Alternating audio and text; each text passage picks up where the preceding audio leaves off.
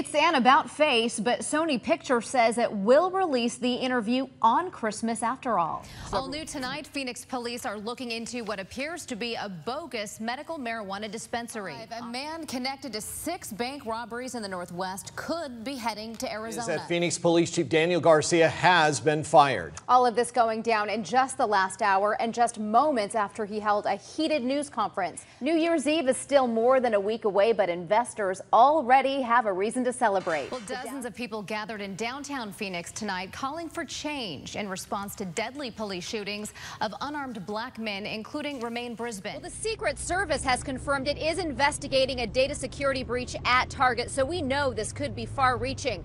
But the company itself isn't talking, and customers are concerned. Well, we are used to hearing about people putting tracking devices like LoJack on their vehicles, but they're also available for smaller items. And that technology just helped police bust a suspected burglar. The Save Our Home AZ program has been around for several years now, but not too many people have taken advantage of it. I spoke with a Phoenix woman who was about to lose her condo when the state stepped in and shaved off more than $100,000 off her loan. Catherine, it is just a heartbreaking situation. Police say a father killed his 2 young daughters before turning the gun on himself. We're hearing from the families whose dogs died in a Gilbert boarding facility this summer. It is the first time they're speaking out after animal cruelty charges against the facility's owners were dismissed. The county attorney made the announcement yesterday. Bill Montgomery says the case presented to a grand jury left out possible issues with an air conditioning unit. CBS 5's Laura Malpert joins us live from Scottsdale, where the dogs' families gathered today. About face, but Sony Pictures says it will release the interview on Christmas after all. President Obama is applauding Sony Pictures for its decision to release the interview.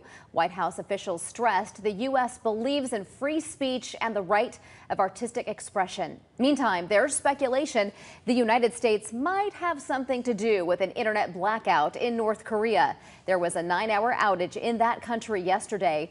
The blackout happened just days after the FBI blamed North Korea for the hack on Sony. U.S. officials haven't commented on the outage and remain cryptic about plans to avenge the attack on Sony. Sony itself isn't exactly off the hook. Members of Congress are demanding answers from the company. Lawmakers are asking Sony for information on the data breaches and details of investigations regarding the hacks. They say the number and sophistication of cyber attacks pose a danger to our national security. New Year's Eve is still more than a week away, but investors already have a reason to celebrate. The Dow closed above 18,000 for the first time ever today. The S&P 500 also finished at an all-time high. A report showing the U.S. economy grew at a 5% annual rate last quarter, the fastest pace since 2003, helped the market jump. During one of the busiest travel weeks of the year, Southwest Airlines and its baggage handlers are clashing over benefits.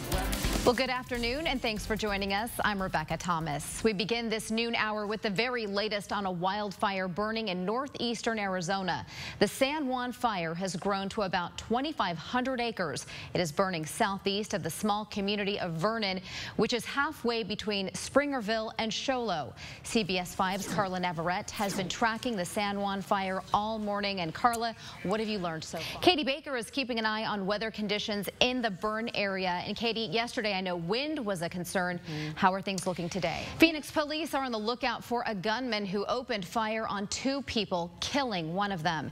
It happened last night at a park near 106th Avenue and Camelback. Investigators say the 2 victims were playing basketball when a teenager came over and shot them. 22-year-old Dershawn Stard died. His 14-year-old friend was hurt.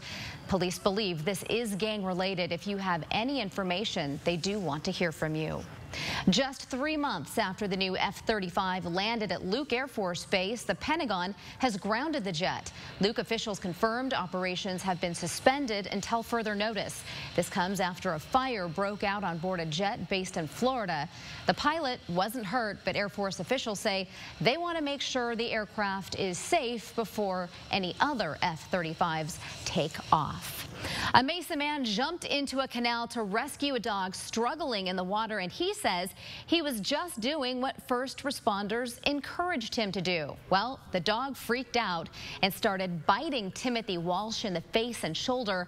But there are some discrepancies between his story and what first responders are now saying. Prior to him. Now, Walsh had to have 29 stitches and has bandages all across his face, as you saw. Once the dog was pulled out, it got away. Mesa police say they don't have a policy on rescuing dogs in canals, but Walsh hopes this incident changes that. Smugglers come up with some crazy ways to get drugs into the country. Here's one that didn't work. It's an accordion that Border Patrol officers say had more than 4 pounds of meth inside. An 18-year-old is now in custody for that. Officials say the meth is worth about $13,000.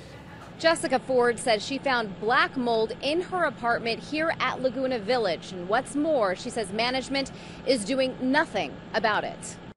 I woke up in the morning and my ceiling was gaping open. Jessica Ford says during Monday's storm, water began gushing into her apartment. She immediately called management, which sent over an industrial fan. They plugged it into this outlet while my wall was still damp. You can see obvious water damage to her daughter's room, with water pockets bulging from the ceiling. Wednesday, a maintenance crew cut it open. What Ford saw shocked her. Mold, tons of black mold. Again, she called management to report the problem and got this response from Laguna Village's corporate office Thursday. That drywall has a colored backing on the back of it, and that is what the discolored spots are. It's actually not mold, and there's no mold that's been seen. Not convinced, Ford took a sample and gave it to a friend who is a biology professor. He looked at it under a microscope. The verdict, a black mold known to cause respiratory problems, especially in people who have asthma like her 6-year-old daughter. I let them know that me and my daughter were feeling sick and that she was saying her lungs were hurting and she was dizzy.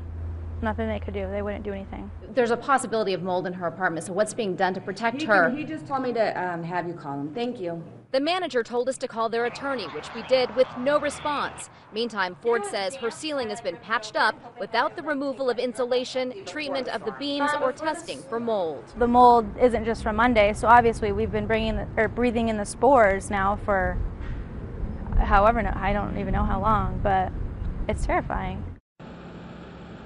Now, Ford and her daughter are now staying with a friend because she is very scared about breathing in that mold. We are also going to be taking some of that sheetrock and have it tested at a local lab. Reporting live in Chandler, Rebecca Thomas, CBS 5. Well, we sent that sheetrock sample provided to us by Jessica Ford to an indoor air quality certified lab, and sure enough, they found black mold. I'm feeling even more scared than I was before to know that that is confirmed, and that's what it was that we have been inhaling for a couple months. Jessica Ford found a black substance on ceiling sheetrock after the roof leaked at Laguna Village Apartments. We sent it off to Southeast Environmental Microbiology Laboratories, where it tested positive for Stachybotrys, or black mold, which can produce toxic spores, a far cry from what management told Ford last week. That drywall has a colored backing on the back of it, and that is what the discolored spots are. It's actually not mold, and there's no mold that's been seen. After sending the report to PB Bell, the company that owns the complex, we asked why Ford was told it wasn't mold. Through email, we were told the response was based on a preliminary conversation prior to any investigation or professional testing. Yet that comment was made after the ceiling was patched up. It's a complete joke. It's negligence. Management did send in someone to test the air quality in Ford's apartment Monday, but according to Adam Carity, owner of Arizona's Restoration Experts, which is not working with PB Bell, that's not enough. This is all wet. Carity used sensors and thermal imaging to detect moisture content in Ford's walls and ceilings, which registered levels as high as 100%. Anything above 20% moisture content can harbor growth or can create an environment where mold can grow. Professional remediation needs to happen at this point. Meaning ceiling and walls need to go, and other residents who've had leaky ceilings should be concerned. If things weren't taken care of correctly in this particular unit, just logical thinking tells you there's probably some stuff going on somewhere else. Today, management finally agreed to move Ford and her 6-year-old daughter to another unit or let her out of her lease immediately. Reporting live in Chandler, Rebecca Thomas, CBS 5 News. Yes, we went from Tempe to Tonopah with these storm chasers, and believe it or not, we didn't see much rain. And the reason is, in order for photographers to get great pictures, they need to stay ahead of the storms. This tower that we saw earlier is just shot up. It's pushed into close to 60,000 feet. Around 4 o'clock Tuesday afternoon, we met up with storm chasing photographers Brian Snyder and Carrie Hutchings near Tempe Town Lake. As we shot video of a massive storm charging in from the southeast, their cameras also clicked away. The monsoon's one of those things that you can throw textbooks out the window because it has a mind of its own. As we prepared to head west just after 5 o'clock, Hutchings predicted the type of storm pictures they'd get as the evening wore on. Epic, absolutely epic. It's going to be something that we haven't seen in a while. Sure enough, just after 6 o'clock, we stopped near Indian School and Perryville Roads in Buckeye, just in time to capture a dust storm and what Snyder calls the money shot.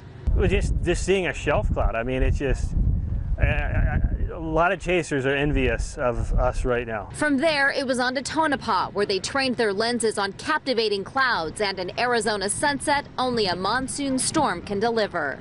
One of my missions is to show people that there are incredible weather here in Arizona, and you got to see it. You know, you and your photographer got to see it, and that's really cool. Now, if you would like to see the amazing pictures from these storm chasing photographers, we have linked their websites to ours. Just visit CBS5AZ.com. Reporting live in Tempe, Rebecca Thomas, CBS 5 News.